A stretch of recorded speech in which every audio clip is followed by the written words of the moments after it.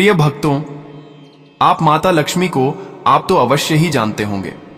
माता लक्ष्मी ऐसी देवी हैं जो धन देने में जरा सी भी कंजूसी नहीं करती हैं।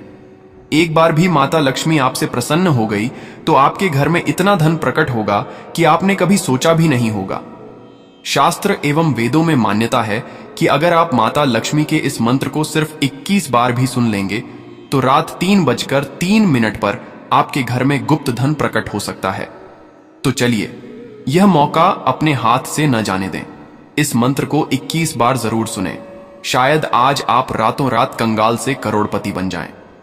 ओम नमो नारायणी सौमांगल्ये त्र्यंबके श्री जगत जननी प्रज्ञां देहि धनं पूरये महालक्ष्मी च नमोस्तुते।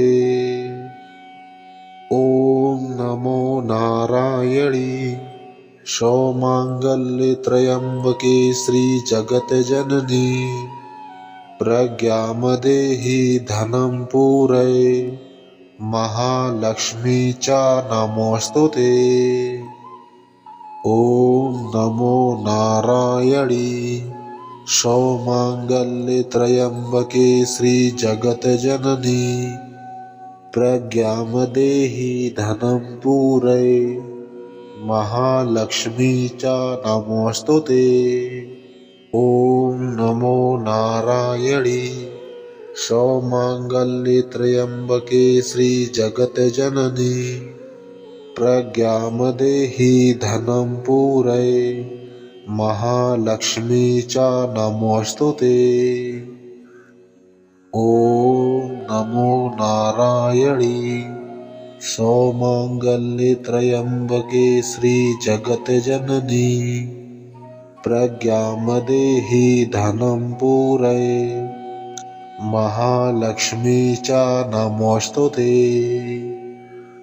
ओम नमो नारायणी सौमांगल्ये त्र्यंबके श्री जगत जननी प्रज्ञां देहि धनं पूरये महालक्ष्मी च नमोस्तुते।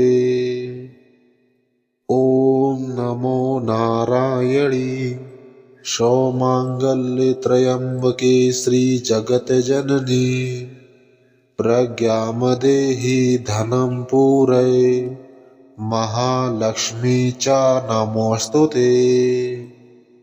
ओम नमो नारायणी सौमांगल्ये त्र्यंबके श्री जगत जननी प्रज्ञां देहि धनं पूरये महालक्ष्मी च नमोस्तुते।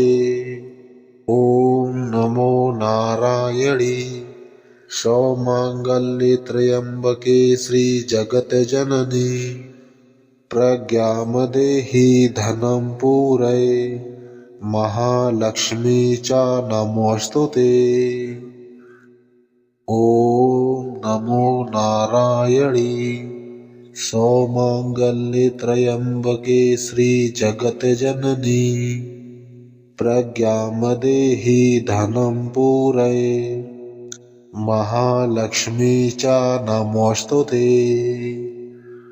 ओम नमो नारायणी सौमांगल्ये त्र्यंबके श्री जगत जननी प्रज्ञां देहि धनं पूरये महालक्ष्मी